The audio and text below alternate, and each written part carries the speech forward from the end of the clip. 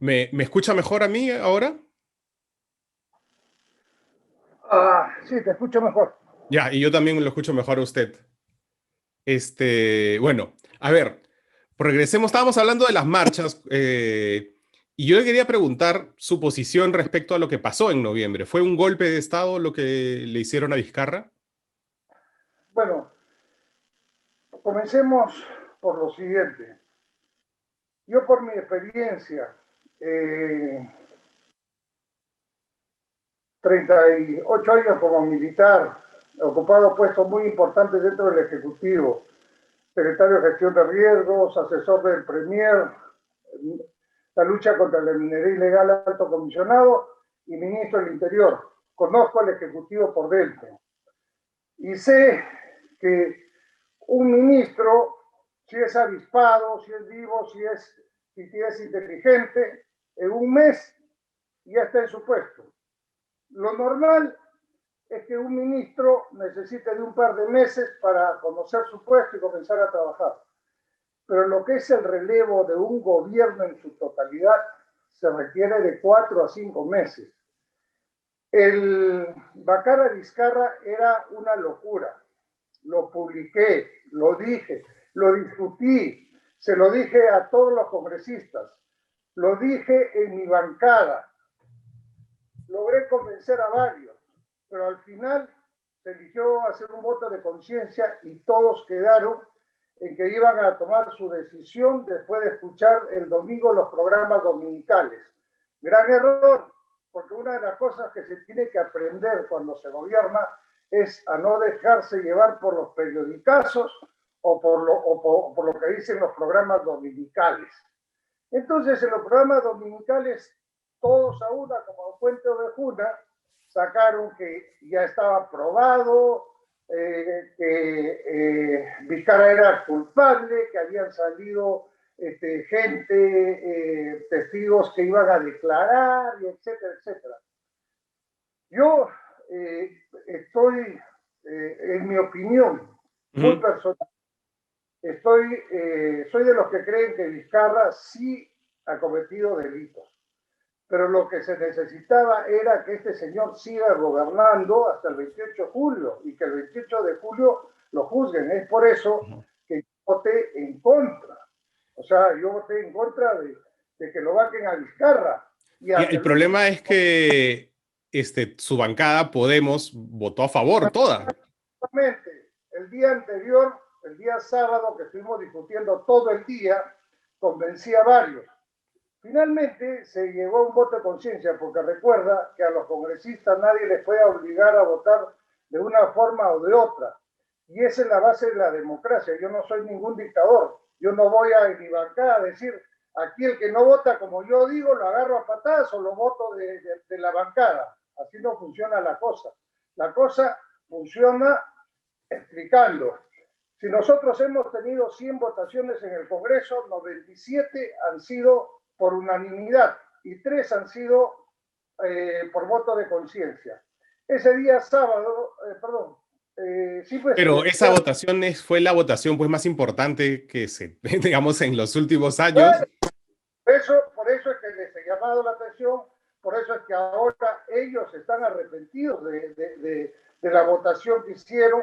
Después han comprendido que yo tenía toda la razón, pero ya muy tarde. Pero ellos han aprendido porque, mire, justo ayer el vocero de la bancada, el señor Aarón Espinosa, ha dicho que va a censurar a la mesa directiva Yo actual y estoy eso es generar más inestabilidad, ¿no?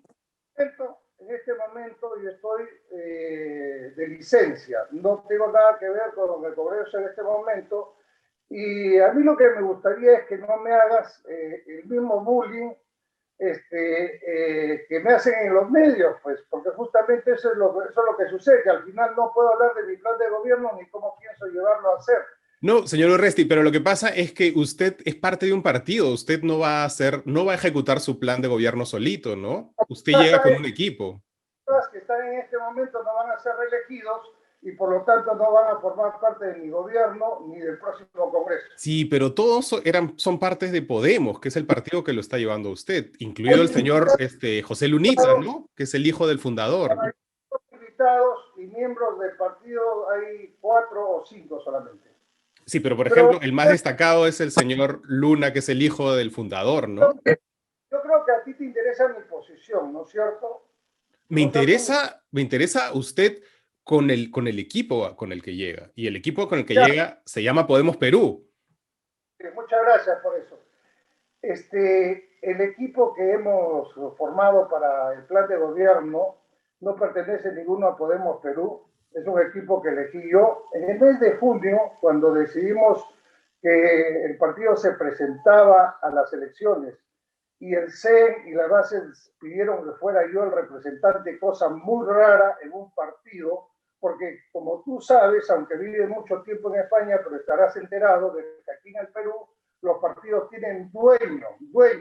Entonces, el partido de acción de APP, por ejemplo, no te imaginas que postule otro que no sea Acuña. En el partido Fuerza Popular no te imaginas que postule otra que no sea Keiko Fujimori Lo y que pasa es seguimos. que en Podemos no puede postular Luna porque está adentro.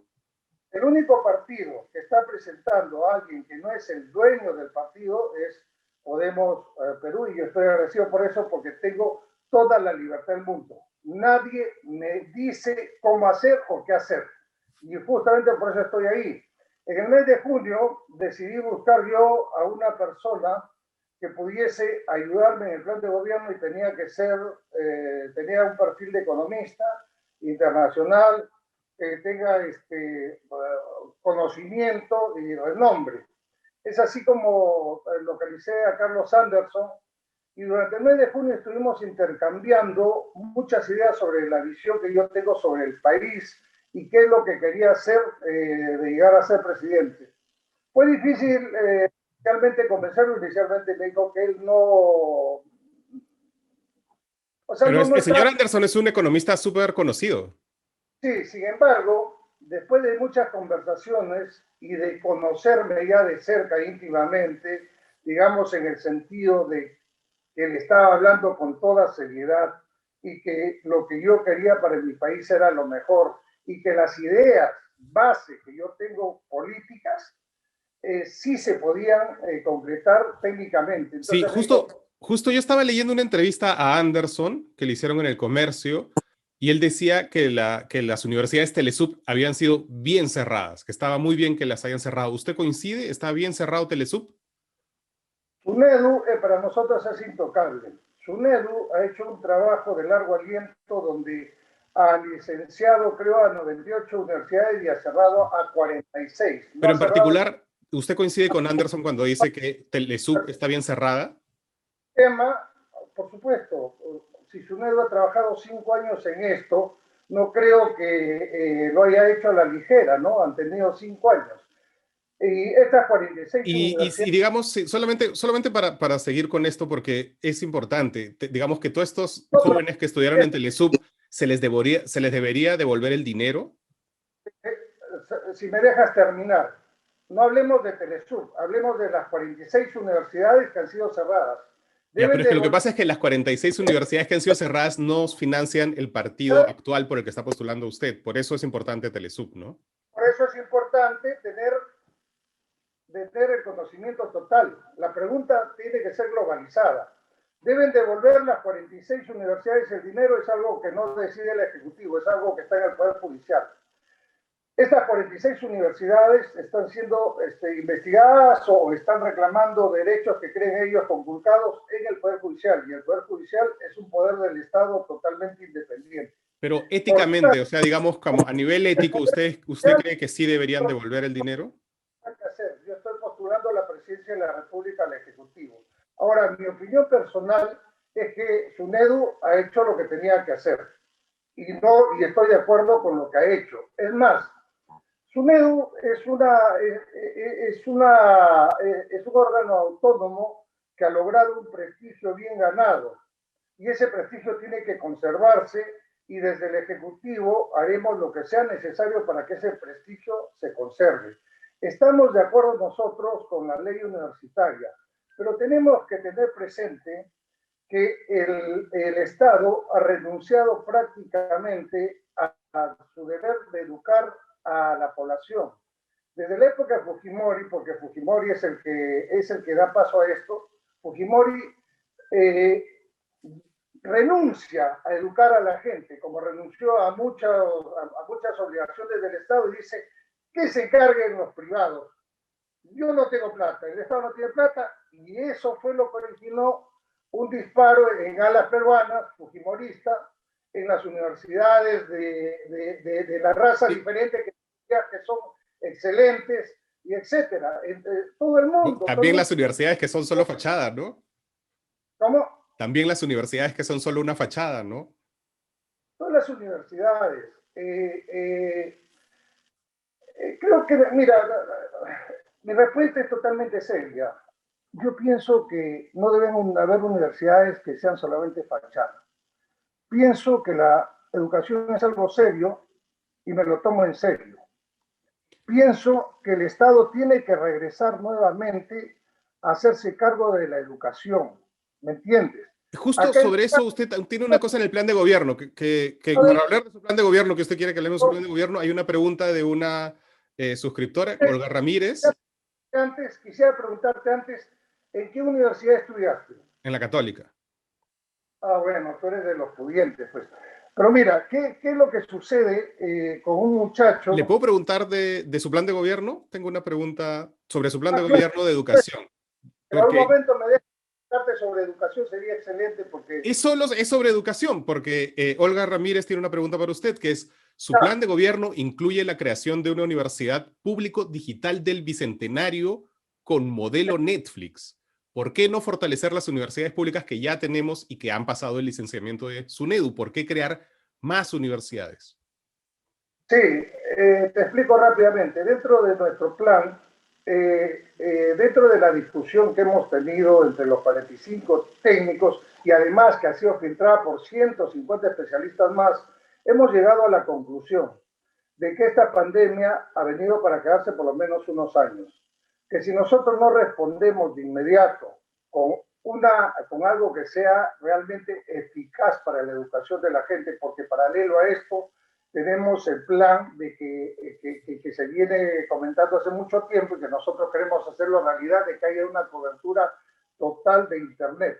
Entonces, hay un modelo entre las 200 primeras universidades en el mundo, las más importantes está la Universidad Digital de Londres.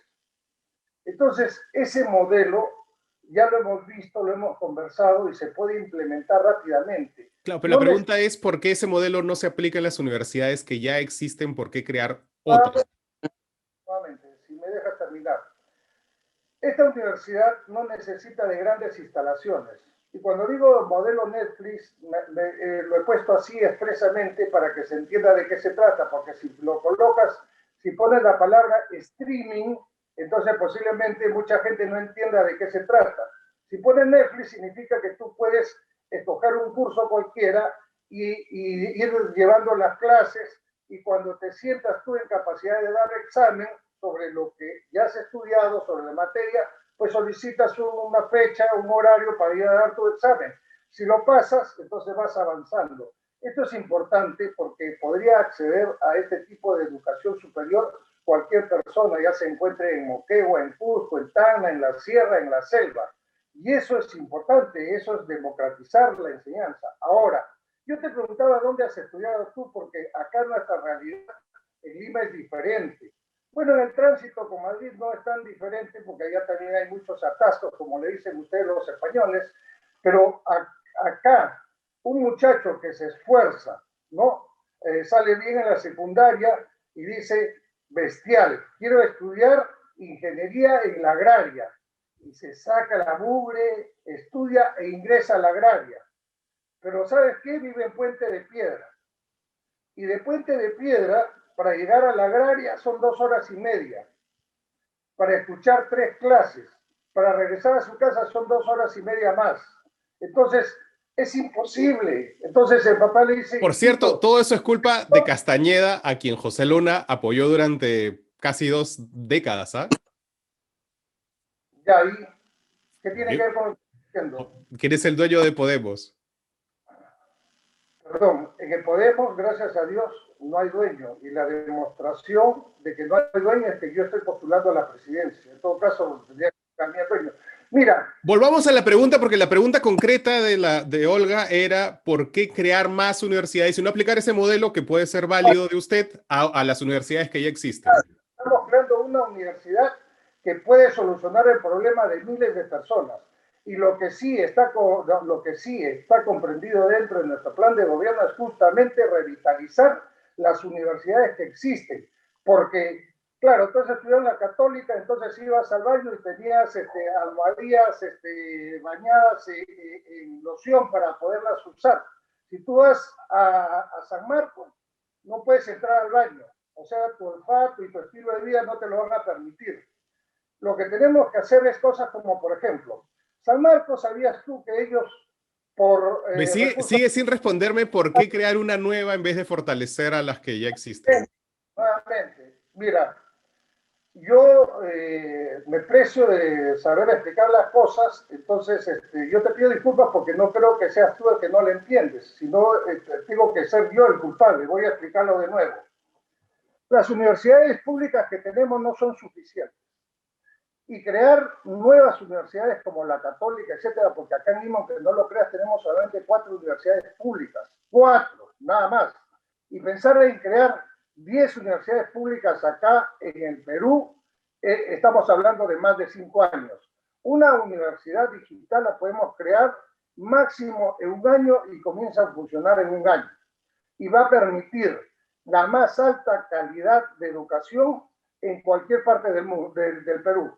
Número dos, ¿sabías tú, por ejemplo, que la San Marcos, que queda tan cerca de la universidad donde tú has estudiado, pero que lógicamente no te acercabas porque los olores te alejaban? Señor Urresti, usted vive en Rinconada de La Molina. O sea, no me va a dar lecciones de quién es pituco aquí o quién no, ¿no? Tiene prejuicios. Así como tiene prejuicios con Luna y con otras personas, yo tengo que pensar que tienes también ese tipo de prejuicios. ¿Y qué puede pensar el elector que no sabe que usted vive en Rinconada? Lo importante acá es que sepas, por ejemplo, que San Marcos, en recursos directamente recaudados por los trabajos que hace, puede recaudar hasta 150 millones de soles. ¿Y sabes tú qué hace el gobierno? Si a la San Marcos le corresponde 400 millones de presupuesto, le resta los 150 millones de recursos directamente recaudados. 400 menos 150 le da 250 millones. En lugar de alentar a que la universidad haga más investigación, haga más trabajos y genere recursos que pueda ayudarlos a crecer, a mejorar el pago a los catedráticos, etcétera, pues no lo hace. Yo pienso hacerlo. Pienso a las universidades que existen darles un mayor impulso. Eso es definitivo. Por otro lado, y para que quede totalmente claro, estoy totalmente en contra de que se puedan dar segundas oportunidades a las universidades que no han sido licenciadas. Entre las que se encuentran tu favorita, Telesur, la de cartón, la de las fachadas falsas, etcétera. Entonces, mi posición es clara. No, si quieres que te lo firme y te lo jure en un documento, envíame por WhatsApp un acta y te la firmo y con huella digital y lo llevo a un notario, no hay problema. Lo que pasa, señor Urresti, con este tema es que usted suele tener posiciones individuales, me parecen, usualmente, a la hora de votar, por ejemplo, en el caso de SUNEDU, correctas. Pero luego todos los demás alrededor suyo no le hacen caso. Y entonces es como complicado de explicarle al elector que una cosa es Urresti y otra cosa es el partido en el que va Urresti. Mira, mi querido, Dios mío, disculpa que me olvidé tu nombre. No se preocupe. No, pero dime cómo te llamas. Marco, me llamo Marco. ¿Estás buscando a tu mamá todavía? Qué bueno, qué gracioso. Marco, mira, lo que tú dices es falso. El 97% de las votaciones que hemos realizado en mi bancada, y lo puedes revisar, han sido... pero yo estoy hablando de SUNEDU. O sea, mire, y le voy a poner, 12 de junio, usted dijo, nos abstendremos de todo proyecto de ley que tenga que ver con SUNEDU. El 4 de julio, menos de un mes después, toda su bancada, menos usted, votó en pleno para investigar a la SUNEDU. Ya, ¿Y cuál fue mi reacción de inmediata? Eso es lo que te falta decir. Renunció a la bancada, renunció a Podemos dignamente y se fue. Perdón, perdón. Discúlpame, Marco, ¿Marco o Marcos? Marco. Marco. Mira, si tú lograses encontrar a tu mamá, ella te diría que va a votar por mí, que me dejes hablar.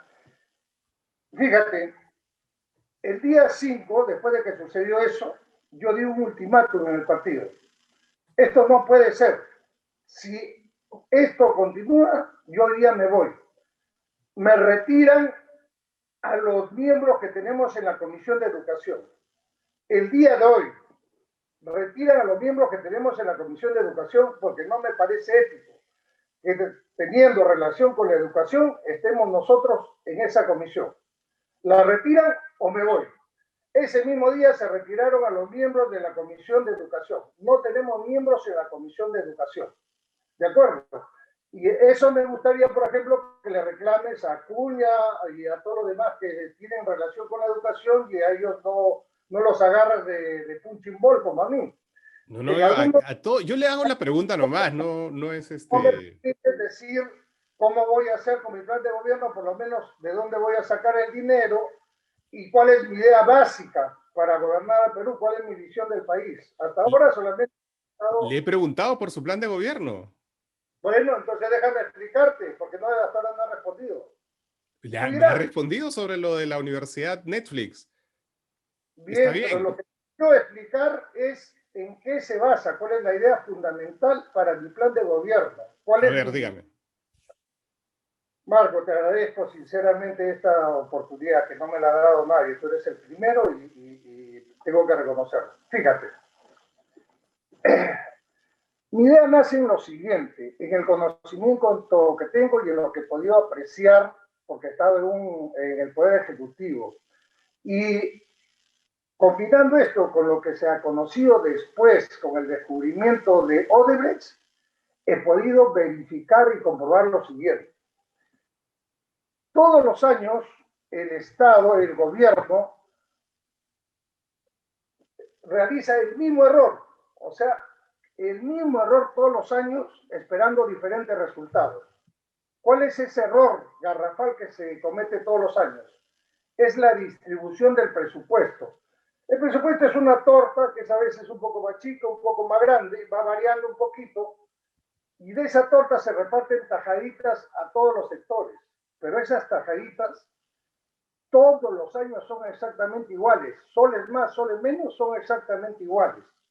Entonces, lo que ocurre es que todos los años la gente en noviembre sale a reclamar por tal o cual obra, por agua, desagüe, por aumento de sueldos, y le dicen el próximo año lo vamos a considerar en el presupuesto.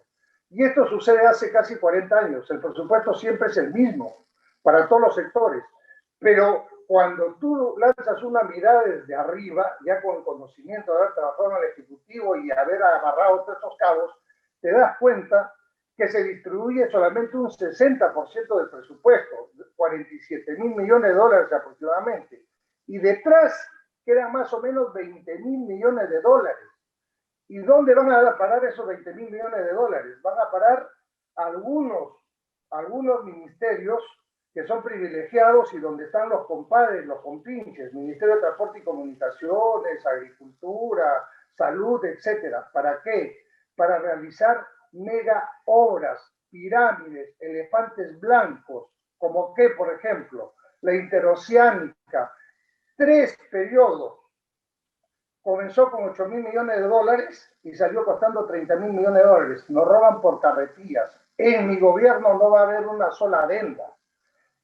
Hace poco, 2 semanas, y nadie ha reclamado, nadie se ha rasgado la vestidura, la Contraloría y la Fiscalía han salido a declarar que en el año 2020 nos han robado en corrupción con estas megaobras 2.300 millones de soles, 7.000 millones de dólares se han robado.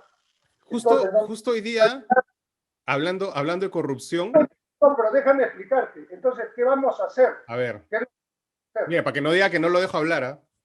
Oh, sí, yo te agradezco mucho, Marquito. Ya te digo, Marquito, mira, con cariño que te estoy tomando porque me dejas hablar. Fíjate, Marquito, entonces plata hay. Lo que pasa es que eh, la decisión de cómo gastar el dinero, la prioridad en el gasto del dinero, depende de una decisión política exclusiva y únicamente del presidente. Y los presidentes que han pasado, ¿por qué no han puesto esa prioridad para la grande mayoría? Porque todos, aparte de ser ladrones, delincuentes, han sido títeres de los grupos de poder, títeres, porque han llegado ahí gracias a que les han puesto en la campaña 3, 10, 15 millones de dólares. Entonces los tienen grabados, tienen los audios, tienen la ruta del dinero y se convierten en títeres. Y son ellos los que le dicen qué cosa hacer, qué grandes obras hacer. Es más, tenemos 900 obras que están estancadas, que se han comenzado en gobiernos anteriores, que están al 40, 50, 80%, 900 obras, donde son como 40.000 millones de dólares que están estancados. ¿Y por qué no se dedican a continuar con esas obras? No, porque esas obras ya pagaron. Si yo revivo esa obra, no me van a dar mi diezmo, no me van a dar mi coima. Yo voy a hacer mi propio elefante blanco y que esas obras ya que se arreglen los otros. Y no es así. Nosotros no vamos a hacer ningún elefante blanco. Pero ¿cómo, Vamos, señor? Solo vamos a ver, hablar de financiamiento. perfecto. Si usted recibe un Estado desfalcado por esta ley de ONP que han sacado con un hueco de 16.000 millones de soles, pues no hay mucho que hacer, ¿no? Bueno, mi querido Marquito, te tengo una noticia. Te tengo una noticia. Lo que te dicen es totalmente falso. Es más, es más. Cuando ¿Cuánto yo es el llegué, cálculo que tiene usted que va a costar esta ley que probablemente sea declarada inconstitucional en un par de semanas igual, pero va a si ser no se declara declarado, inconstitucional, va a ser un hueco grande, ¿no? Marco, ya dejé de llamarte Marquito porque ya no me está dejando hablar. Marco, es posible que la declaren inconstitucional porque van a alegar que el Congreso no tiene capacidad de gasto. Sin embargo, el Exactamente.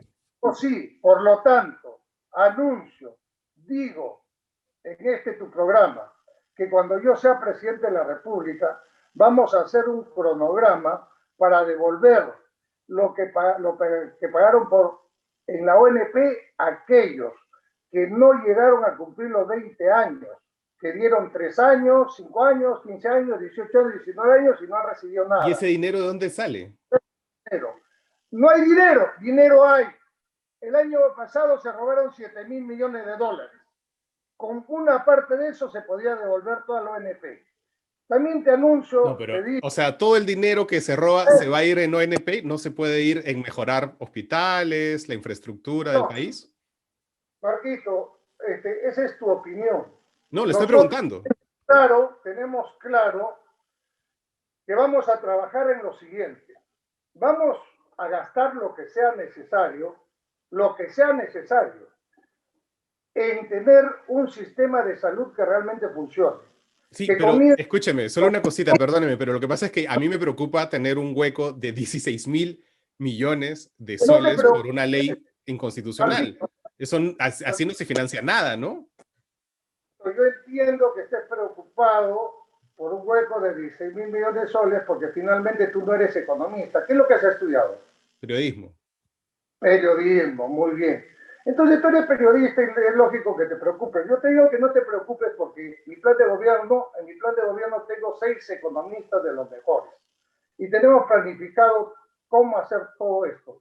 En este momento, todos los gobiernos del mundo, todos los estados del mundo van a endeudarse.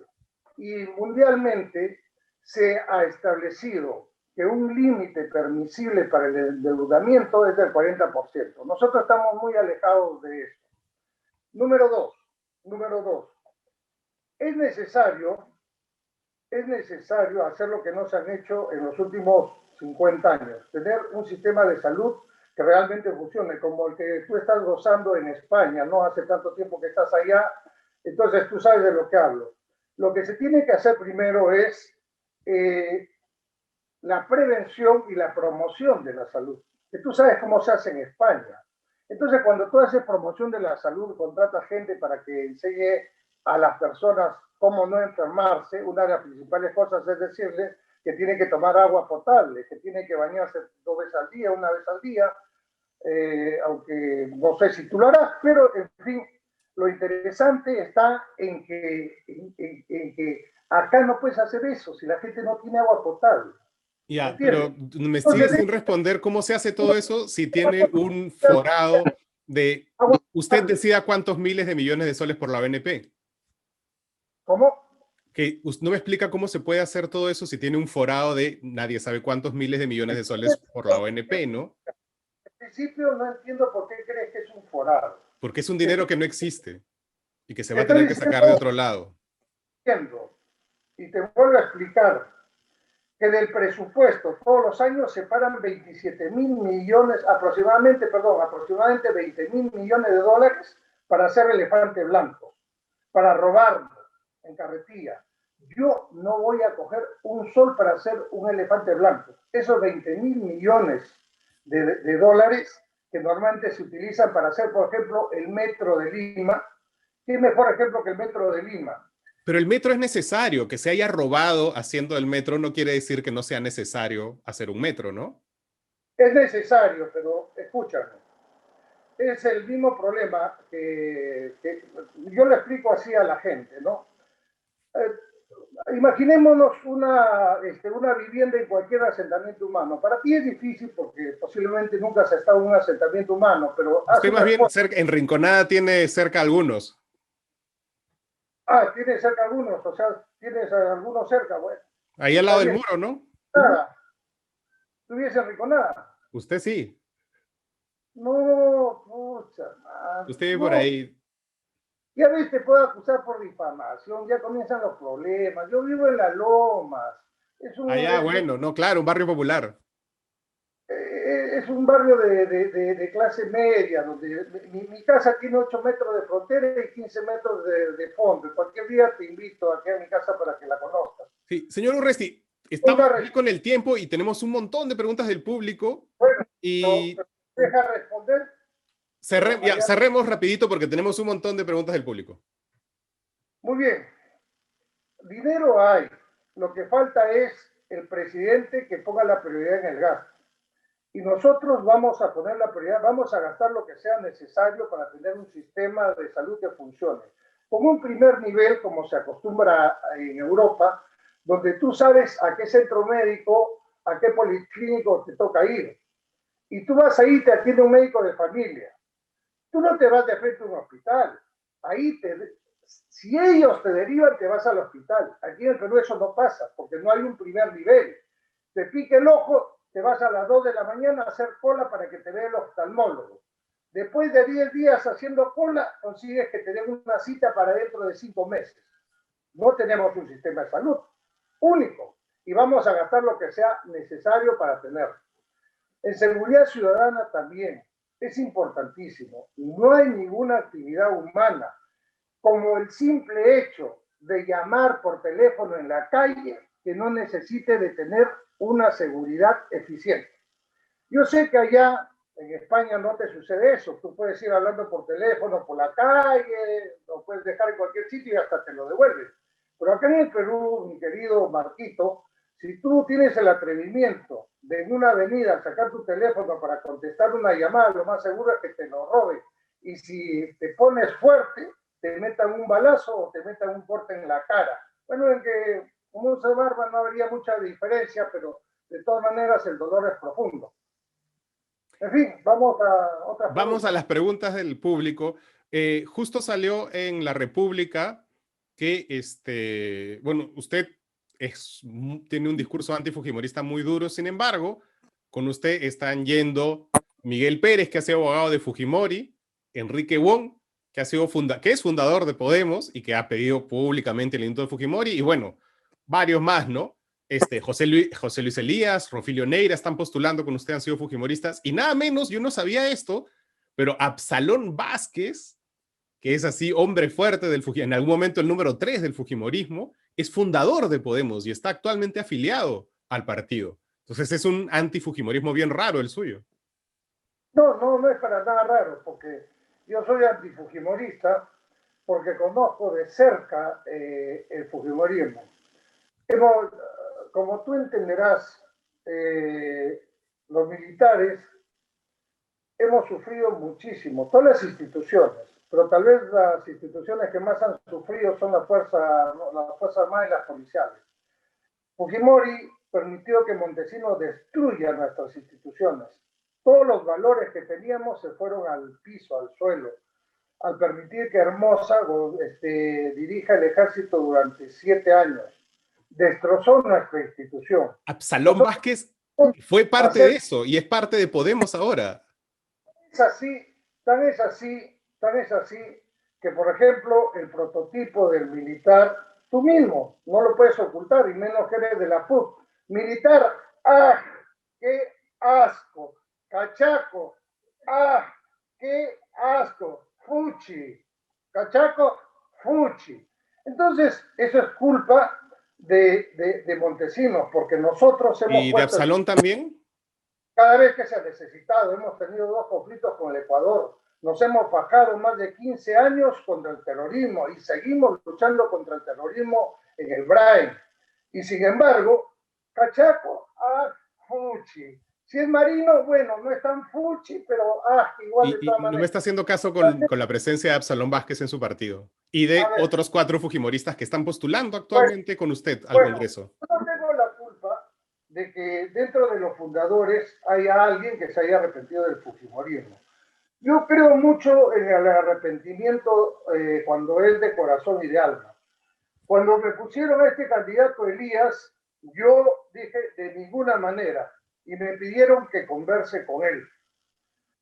A regañadientes acepté conversar con él igual que con los otros.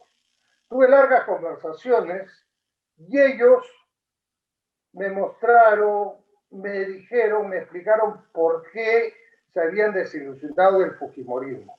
Yo le dije, mira, la verdad que si tú has necesitado tanto tiempo para darte cuenta de por qué tenías que desilusionarte del fujimorismo, eres idiota. Y como idiota, la verdad que no me sirve para candidato. Entonces hemos seguido conversando y demostrándome ellos por qué no son idiotas, sino que eran creyentes, como creyentes de un culto, que al final abrieron los ojos. Entonces, es por eso que les hemos dado la oportunidad, no a todos, porque han querido venirse con nosotros muchísimos, es fujimorista, es aprista y es de todo. Y solamente le hemos dado la oportunidad a aquellos que nos han demostrado que están arrepentidos de corazón y de alma y que buscan la redención con nosotros. Así que, ¿quién soy yo para negarles esa redención? Les he puesto la mano sobre la cabeza y les he dicho, hijo mío, que has exculpado de tus pecados fujimoristas y puedes redimirte con nosotros. Olga Ramírez tiene una pregunta. Usted ha dicho que quiere un pacto entre los candidatos para no comprometerse a no indultar a Alberto Fujimori. Pero de tener José Luna con una condena, ¿usted lo indultaría? ¿Estás loco? ¿Estás loco? Yo voy al Ejecutivo a poner orden, hermano. O sea, usted Yo no va a voy indultar a Luna. Mira, Luna se encuentra inmerso en la misma investigación que que Julio Guzmán. Julio Guzmán y José Luna tienen exactamente la misma investigación y que no te extrañe que en un mes Julio Guzmán también esté con detención domiciliaria. Si No es por mira, defender a Guzmán, que me parece un terrible candidato, pero hay que decir que una cosa es una acusación contra Julio Guzmán y otra los gángsters de la política, que son toda una organización y que incluso tenían personal de Telesub trabajando en la OMPE. Es distinto, ¿no? Marquito, el hecho que estés en España, habiendo internet, no es motivo para que no estés enterado de las cosas. Tienes que googlear más. Cuando dice el gángster de la política, estás incluyendo a Julio Guzmán, papá. Julio Guzmán está investigado exactamente por lo mismo, por ser gángster de la política. No, hay una organización en la que era Luna. Para responder a tu pregunta, si más adelante hay pruebas y los acusan, los juzgan y los metan presos, sea Julio Guzmán o sea Luna, también estoy dispuesto a firmar un acta para no darles indulto ni a Julio Guzmán ni a Luna. lo podemos agregar en la misma acta. Y es más, si tú cometes delito y te coges aquí en Perú, también te ponemos en el acta, no te voy a dar indulto. Perfecto. En su último spot ha provocado cierta polémica porque sale Verónica Mendoza y le dicen terrónica, ¿no? Pero usted ha trabajado con Ollanta Humala y de hecho postuló alguna vez al lado de Susana Villarán, ¿no? Entonces... Pero déjame que te haga una pregunta y contéstamela sinceramente. Tú No, estás es que yo no soy el entrevistado. Le estoy Dime, preguntando a usted por la yo he, publicidad en la que sale terrónica. tú estás afirmando que yo he lanzado un spot donde le digo terrónica. ¿Es una afirmación o es una pregunta? Hay un spot en el que No, claramente sale... no. Tú dime, ¿estás afirmando que yo he lanzado un spot donde le digo a Verónica terrónica? ¿Tú Sí, estás afirmando eso? sí. Habría que ser ingenuos para creer que no es así, ¿verdad? No. No te asustes, Marquito. Solamente dime, ¿lo estás afirmando? Sí, Tú afirmas que yo he lanzado un spot sí, donde digo terrónica a Verónica. Tú lo sí. estás afirmando. Y, Sí. y le pone otras chapas, ¿no? El arquerito a... Pone otras chapas también, el arquerito No, a pero Forza y cosas por el estilo. es que no te he escuchado. ¿Afirmas eso, sí o no? Sí, claro. Ah, ok, muy bien. Tú sabes que lo que acabas de decir podría ser motivo para que te demande por difamación. No te asustes, que todavía lo voy a pensar. No es que te voy a demandar, lo voy a pensar. Yo no he lanzado ningún spot. Lo que se ha hecho fueron una serie de tomas que ha hecho alguien y yo sí he filmado una parte. Este spot lo han editado y lo han lanzado por su cuenta. Y estoy seguro que es el enemigo, porque yo jamás lanzaría un spot de esa manera. Es más, Pero usted sale en el spot. el spot real que está manejando mi campaña, de los que están manejando mi campaña, se va a lanzar todavía dentro de unos 15 días. O sea, usted me dice que ese spot en el que aparece usted no contó con su aprobación. No, es el que tú dices de terrónica, etcétera, no lo hemos lanzado nosotros. Pero sale No usted. no lo hemos lanzado nosotros. Por eso te digo, O si sea, tú tienes usted pruebas, aparece, usted va y lo graban haciendo show y de ahí sale y no es suyo. mira, Marquito, tú puedes decir lo que quieras y eres libre de decirlo. Pero sin pruebas, si tú no puedes probar que yo o mi equipo ha lanzado ese spot, entonces te estás exponiendo a una difamación. Ahora no te El que aparece ahí, el que aparece ahí no es usted. ¿Cómo? El que aparece ahí haciéndole el pare al choro no es usted. Lo que tú has afirmado no es que sea yo, lo que tú has afirmado es que yo he lanzado el spot. Cosa que Claro, tendría y usted ahora, aparece en ese video. ni mi equipo. Ese spot ha sido hecho por personas que han querido perjudicarme, que han tenido acceso a diferentes grabaciones y que han armado un spot que no es el que nosotros hemos hecho. El que hemos hecho difiere bastante de este. Por lo tanto, te digo, no te preocupes porque si tú... O sea, usted está diciendo, no, no, es que esto me parece increíble. O sea, usted está diciendo que el spot que está circulando, es un spot que alguien más ha hecho tomando imágenes suyas. Tú has aceptado, has afirmado que yo he lanzado el spot. Sí, Por lo tanto, sí, ya no ha sido incondicional, yo pienso, yo creo, es una afirmación. claro, Entonces tú claro. tienes pruebas de eso, ¿me entiendes? O sea, Ahora, pero usted me está diciendo que no, ese spot no es suyo, entonces.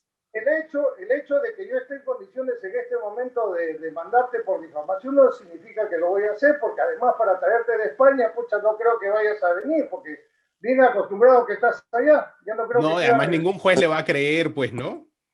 ¿Ah? Además ningún juez le va a creer que ese spot no es suyo, ¿no? Escúchame, cuando hay una difamación, el que tiene que presentar las pruebas es el que ha difamado. O sea, tú tienes que presentar las pruebas de que yo he lanzado el spot. No, no, Y pues yo le estoy preguntando, o sea, entonces ese spot, porque yo no he lanzado el spot. claro. Entonces, yo creo No, que le hay estoy cosas preguntando más si usted, importantes de las cuales hablar. Mi ya, respuesta, perfecto. Entonces queda claro que usted dice que ese spot no es suyo. la conclusión de esta conversación tan larga sobre algo que no tiene importancia es la siguiente. Yo afirmo que yo no he lanzado ese spot. Esa ha sido una contracampaña. Tú afirmas que yo he lanzado ese spot y tú no tienes pruebas. Eso es todo. Pasemos a otro punto. Tengo una pregunta de Javier Salas. Señor Urresti, usted saca un spot y ahora dice yo no tengo que ver. Cuando la bancada vota, usted dice usted no votó. Entonces, si no se va a hacer responsable de estas cosas, ¿cómo quiere gobernar un país? ¿Cree que es chistoso no asumir la responsabilidad? Decir yo no fui, lo pregunto en serio. Y yo en serio te respondo, hijo mío. El hecho de que yo no haya lanzado ese spot, que haya sido parte de una contracampaña, lo digo seriamente. Salvo que tú tengas pruebas de que yo he lanzado ese spot. Número dos, el hecho de que en cualquier bancada haya gente que vote diferente a otros es porque los congresistas no se les puede ordenar de qué forma voten. Esa es la piedra angular de la democracia, papá. De otra manera, si en mi bancada yo exigiese que se vote de una sola manera y al que no lo hace lo voto, eso se llama dictadura, papá. Y una dictadura, sea de izquierda o de derecha, es lo peor que le puede pasar al Perú. Yo he peleado durante años. La Fuerza Armada se ha sacado la mugre durante años para defender la democracia. La democracia que estás viviendo, así vivas en Bélgica o no vivas en el Perú, es gracias a que hemos puesto el pecho nosotros. Si no, ahorita estarías como Venezuela, con Abimael Guzmán y peor todavía. Con Terrónica, con Terrónica. Lecciones de democracia. Bueno, aunque he dicho Abimael Guzmán porque tu barba como que me recordó este personaje. Roberto Achinelli pregunta, el gobernador regional de Lambayeque, Anselmo Lozano, ha sido detenido por pertenecer a una organización criminal. Fue elegido por Podemos. ¿Algún comentario? Sí, un comentario, por supuesto. Él ha sido detenido por haber robado en La Victoria. Él ha sido alcalde de La Victoria. Qué pena que La Victoria no tiene suerte con sus alcaldes. Puta, que le toca, salen de uno malo para entrar a otro peor. Después de este, entró el miserable ese que cobraba cupos con sus hijos. Y después de ese entró ¿cómo se llama el muchachito el que no tapaba, el suplente de Alianza, el arquero? Bueno, no me acuerdo, el nombre es difícil. Nuestra productora Romina Badoino tiene una pregunta para usted. Usted se burló de la orientación sexual del presidente Vizcarra en un debate del Congreso con referencia a Richard Cisneros. Luego se disculpó y dijo que no era homofóbico ni discriminador. Como una persona LGTB, ¿cómo confiar en un candidato que cambia a cada rato de discurso sobre un grupo de personas que aún no cuentan con todos sus derechos y son discriminados por este tipo de burlas? Mira, me voy a acercar para que leas mis labios. Yo no soy homofóbico. No estoy en contra del grupo LGTBIQ+, que es el nombre completo. Para mí, que la orientación sexual de una persona me es tan indiferente como que sea izquierdo, zurdo o diestro. Me es tan indiferente como que le guste caminar o correr. No me interesa en lo más mínimo. He participado en la marcha del orgullo gay cuando me han invitado. Sí, la pregunta es cómo confiar en un candidato que cambia cada rato de discurso sobre estos temas. No cambio de discurso en ningún momento.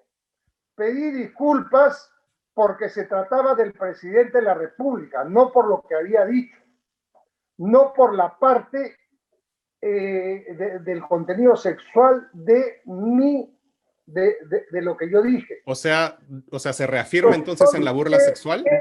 Yo dije no fue homofóbico, lo que yo dije es que ahora tenemos duda de la orientación sexual del presidente. Sí, pero hace un rato me dijo que no le importa la orientación sexual, entonces, ¿cuál es el problema? Un ratito, ¿cómo que cuál es el problema? Si Alberto de Belaúnde postula a la presidencia y sale presidente del Perú, yo haré fiesta, ¿me entiendes? Porque es un hombre que todo el mundo sabe su orientación sexual. Techito, Beto Ortiz, y puedo enumerar a miles, a miles. Entonces, pero cuando tú ocultas una orientación sexual por vergüenza o por lo que sea, y hay otra persona que lo conoce, puede ser víctima de chantaje. Y eso no se puede permitir menos en un presidente. A eso me refería. Yo soy clarísimo, he escrito artículos sobre eso, pero nuevamente está el estereotipo del militar. Militar homofóbico. Militar tiene que ser homofóbico, por favor. Yo estoy en contra de cualquier grupo marginado que sea discriminado. No me interesa la orientación sexual de nadie. Es más, si hubiese dado, ¿cómo se llama? El trabajo, ya que ahí en España, para leyéndole también mi plan de gobierno, tenemos un capítulo especial para las personas LGTBI. He leído su plan de gobierno y en su plan de gobierno justo se dice que Podemos defiende la vida desde la concepción, pero usted se ha manifestado varias veces a favor del aborto en casos de violación. Entonces, ¿en qué quedamos? Sí. Nosotros estamos de acuerdo en el aborto terapéutico cuando corre el peligro de la madre. Sí, pero eso ya es Y, legal, ¿no? y estamos de acuerdo que en caso de violación la decisión es de la madre. Y si es una menor de edad, es de la madre y supongo que de los padres, por ley. Sí, pero eso, el plan de gobierno dice que defienden la vida desde la concepción y eso es bien... Bueno, si el plan de gobierno no te es claro, te lo estoy aclarando. Mi posición no puede ser más clara. En caso de violación, es deber, o sea, la que tiene que decidir en caso de violación es la mujer si es mayor de edad. Y si es menor de edad, supongo que tiene que ser en compañía de sus padres. Pero negarle el aborto en caso de violación a alguien que quiere hacerlo, pues me parece muy mal. Ahora, en los otros casos, hay métodos anticonceptivos, ¿de acuerdo? Entonces, yo creo que lo que tenemos que impulsar es justamente todo eso, porque no le vamos a prohibir a la gente que deje de tener sexo, cuando es uno de los placeres, uno de los dones que nos ha regalado Dios para disfrutarlo. Lo que pasa es que podemos tener sexo sin necesidad de querer concebir. Entonces, métodos hay un montón. Y ahí en España habrás conocido muchos, ¿no? Carlos Sanderson, que es su jefe de plan de gobierno, ha sido parte, o es parte, entiendo todavía, de Gramercy, que es esta empresa que ha comprado todos los bonos de la deuda de la reforma agraria, ¿no? Entonces, ahí no hay un conflicto de intereses, porque el Estado Nuevamente, tiene que pagar esta deuda, supuestamente es nuevamente, lo que ellos reclaman. nuevamente te hago la pregunta. ¿Lo estás afirmando o lo estás preguntando? Le estoy preguntando, Ah, ya, perfecto. porque no sé No, si él sigue en Gramercy o no, pero igual ha estado vinculado durante muchos años en Gramercy. yo te la respondí. No, hace muchos años. Él tiene su propia empresa y justamente no tiene ninguna relación con la banca ni con ninguna empresa peruana o internacional hace muchos años. Tiene Ya, su pero él propia... ha trabajado para Gramercy, que es básicamente un fondo buitre que quiere llevarse todos esos bonos de la deuda de la reforma agraria. Entonces, mi pregunta es, ¿cuál es su posición respecto de este pago? ¿A quién te refieres? A Gramercy, Ya, ¿qué es lo que quieren ellos? que le paguen los bonos de la deuda agraria, Ah, la reforma, ¿no? sí, esa es una deuda interna que tiene el Perú también y que en algún momento tiene que comenzar a pagar. Es claro que un solo gobierno no puede pagar los bonos de la deuda agraria. Mira, en la PUC normalmente, pucha, que todos los que conoces ahí dicen, oh, nosotros éramos millonarios, pero Velasco le quitó las tierras a mis abuelos, etcétera, ¿no? Puta, que si nosotros comenzamos a sacar cuenta de cuánta gente se supone que ha tenido tierra que le ha quitado Velasco, seríamos dueños del planeta, ¿no? Sí, pero todos esos además le han vendido sus bonos justamente a esta empresa Gramercy, que los quiere cobrar, ¿no? Que no es, o sea, no son los originales tenedores de los bonos los que les quitaron las tierras, sino es una empresa de estas Hasta medio ahora no se buitre, pues, paga, ¿no? creo que hasta ahora no se paga. Es un tema que está ahí y que creo que lamentablemente durante los próximos 5 años continuará ahí. Tenemos problemas mucho más urgentes que atender. Dos preguntas así para ir terminando ya. Ayer salió un reportaje de Ricardo. Una cosa importante también. Sí, pero ayer salió un reportaje de Ricardo Uceda hablando de este escuadrón de la muerte, que ahora le dicen el Comando Prado, ¿no? Que dirigió este Raúl Prado, un policía que está prófugo y que eliminó, perdón, ¿Y qué tiene que ver conmigo? el reportaje de Uceda, no sé si lo ha leído, pero él dice, claro, No, no, no, él ¿qué se tiene que ver? pregunta, él se pregunta al final cómo es posible que esto haya ocurrido en las narices de tres ministros del Interior, uno de ellos es usted, y que además usted Ok, apareció al final de dos de esas matanzas en la foto. ok, tú estás afirmando que existió un escuadrón de la muerte. Estoy citando el reportaje de Ricardo Uceda. Ok, ¿estás de acuerdo con él? ¿Tú piensas, crees que existió un escuadrón de la muerte? Yo le estoy preguntando qué piensa usted de esta acusación Ah, fiscal que creo que existe. no existió un escuadrón de la muerte. ¿Tú crees que sí existió? No tengo yo no he hecho el reportaje, pero confío en Ricardo Uceda. Estoy diciendo que eso es falso. Usted No dice que no existió, existió. no existió ni un escuadrón de la muerte. Eso Y este está inventado. señor Raúl Prado, usted entonces afirma que es inocente. ¿En qué momento ha afirmado que es inocente? No, le Le he pregunto si dicho, usted ha afirmado usted que es inocente. Raúl Prado, yo no pongo las manos al fuego por nadie, ni por ti siquiera. Ya, Tú me, entonces, si cabe tú la me puedes... posibilidad que haya existido este escuadrón o no. Yo digo que no ha existido escuadrón de la muerte. Ahora, Prado, ¿quién será? Yo no pongo la mano al fuego por nadie, no lo conozco. Uh -huh. Es igual, me puedes decir que estás en España y yo como sé, de repente estás acá, ¿cómo se llama? En la Casuarina, donde vives. Lo que señala Ricardo Uceda es que al final de dos de esas matanzas aparece usted, y están ahí las fotos, ¿no? Aparece usted en las fotos a, digamos, a llevarse un poco de los créditos políticos. Lo raro, mi querido Marquito, es que no estuviera en las fotos, porque resulta que Porque le encanta la foto. cuando era ministro del Interior, la situación y la coyuntura era diferente. La policía estaba tan desmoralizada, era tan atacada por los medios y por todas las personas, los tuiteros, en fin, por todo el mundo y personas como tú, que su moral estaba por los suelos. Entonces, para levantarles la moral cada vez que se realizaba un operativo exitoso, yo llegaba a ver cómo se había realizado el operativo. No es que hubiese estado en el operativo. Llegaba a ver cómo se había realizado el operativo y hablaba con el fiscal, que era el que me explicaba, porque el que llega, el director de la investigación es el fiscal, no la policía, algo que es un grave problema que tenemos que solucionar, porque los fiscales no son detectives, y ahí comienza todo el problema de la inseguridad ciudadana. Pero no sé si podremos hablar de seguridad, ya hemos quedado, hemos Sí, conversado tanto. una última pregunta más. Yo sé que este tema no le gusta, pero lo tengo que tocar porque además se trata de la No, última entrevista que sabes que a dio la Carlos Tapia. seguridad ciudadana, ¿no es cierto?, en este momento. Te Un pierdes la poco. gran Yo creo que seguridad los derechos humanos son parte de la seguridad ciudadana. ciudadana. Los derechos Bueno, humanos son parte de la seguridad ciudadana. Entonces, en su última entrevista, Carlos Tapia, que seguro usted sí conoce, que fue comisionado de la verdad, él dijo, es su última entrevista, hace unas cuantas semanas, el capitán Arturo, que era Daniel Urresti, era responsable de la inteligencia en el cuartel de Castropampa. Está hablando del asesinato del caso Bustíos.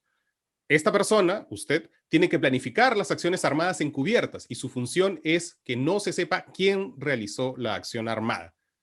Eh, ¿Qué piensa de esto que dijo la última declaración de Carlos Tapia?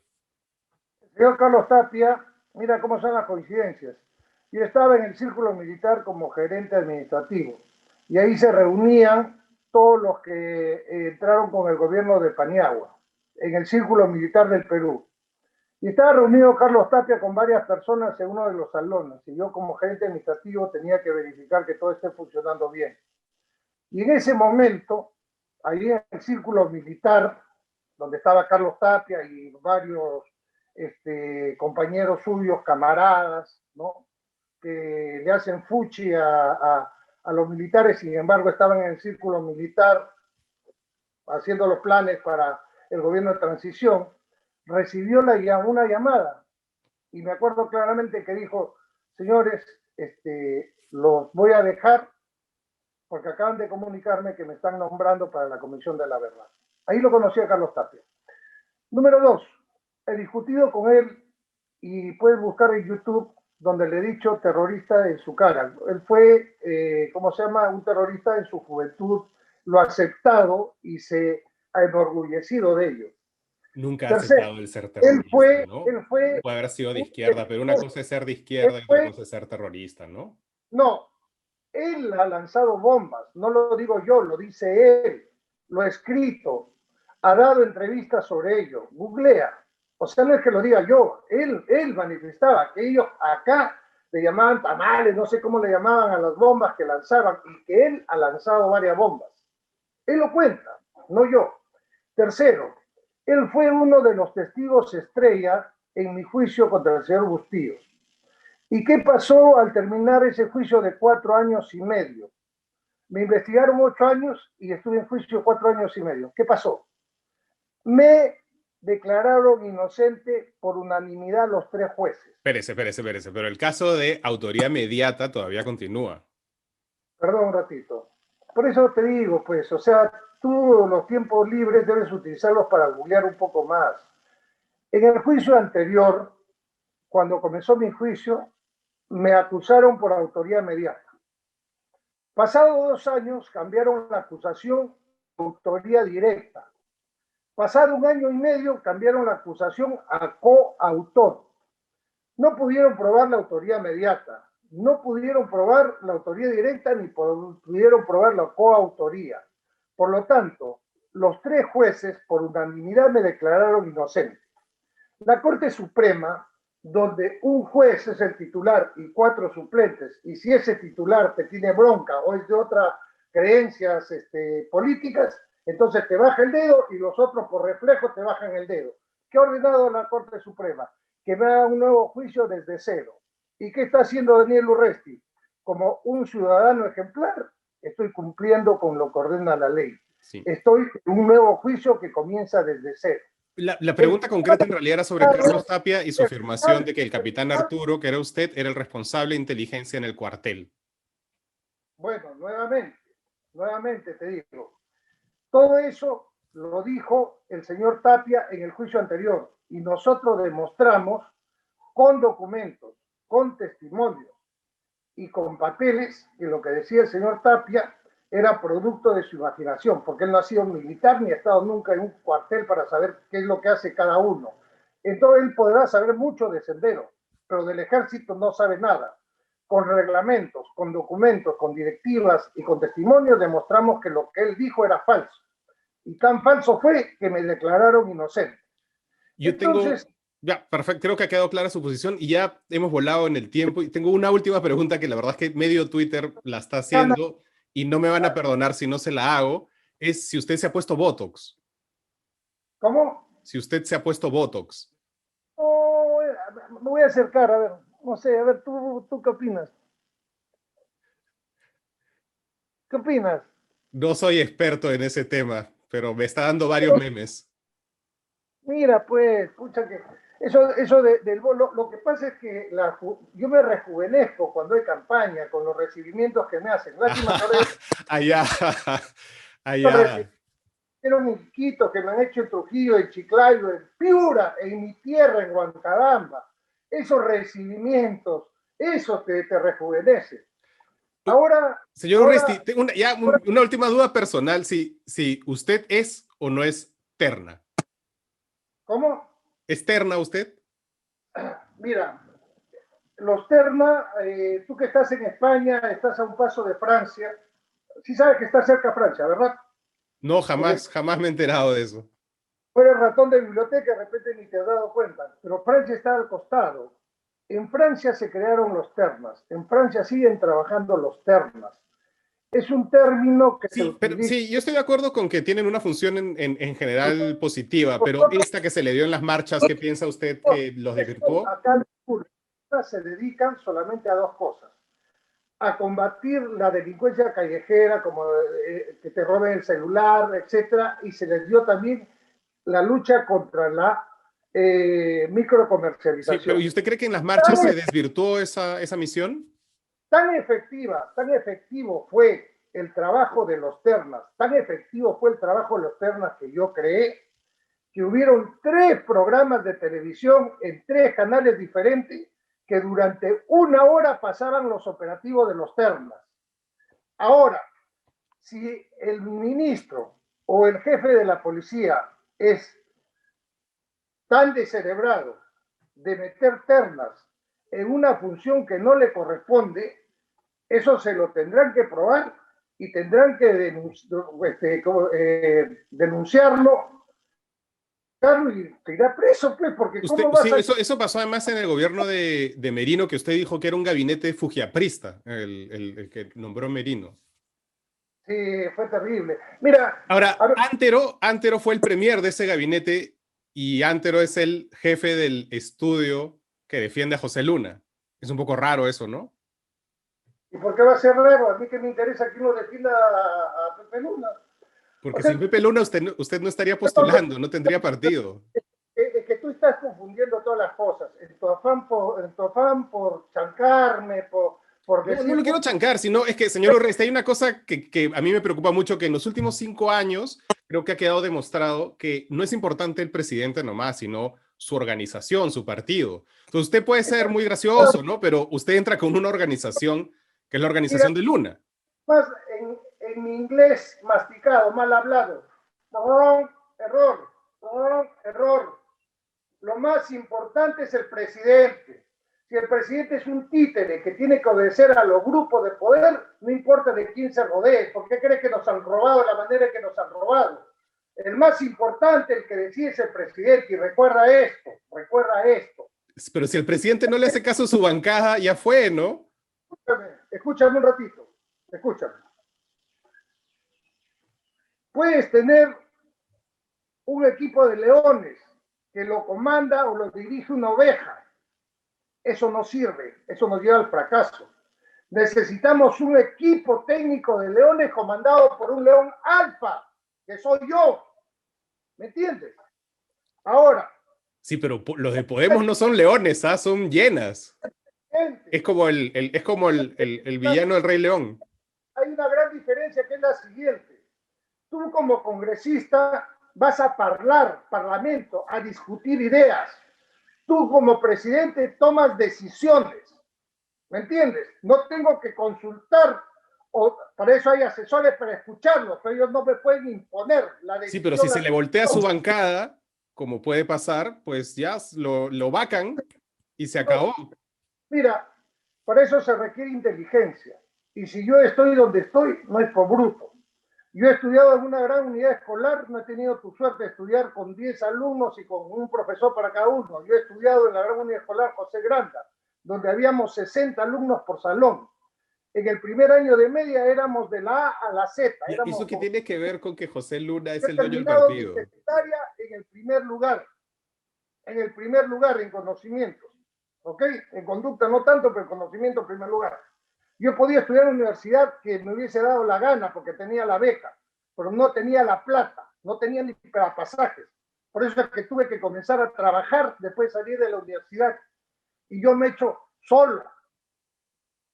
Pero le guste o no, no se llega a la presidencia solo, señor Urresti, se llega con un equipo. He hecho una maestría en la vida real y soy egresado. Y no hice mi tesis porque no me alcanzaba la plata, pues lamentablemente no todos tenemos un papá que nos mantenga. Entonces, por eso no hice la tesis. Entonces, Hemos volado de tiempo, señor Urresti. Yo creo que ya ha quedado clara su posición, la mía, la de todos, la de los entrevistados, y le agradezco un montón. yo te agradezco también muchísimo porque yo sé que esto va a llegar a mucha gente y es una oportunidad que te agradezco porque en otros medios no me la dan. Lo único que yo te pediría es un gran favor. Si en algún momento te queda un tiempito por ahí, hablemos de seguridad. Y en otra oportunidad, pues ahora ya no se pudo. Yo Es creo que mismo, los yo derechos humanos son una parte importante de la seguridad ciudadana. derechos Muchas gracias, humanos, señor. Hemos vamos a volado de tiempo, nos hemos pasado. desarrollar, Le agradezco. desarrollando el plan. Pero lo que sí te digo, lo que yo digo lo cumplo.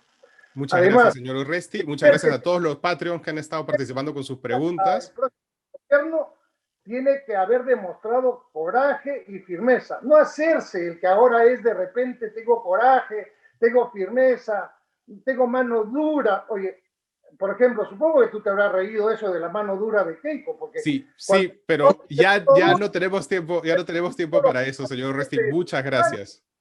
Muchas gracias.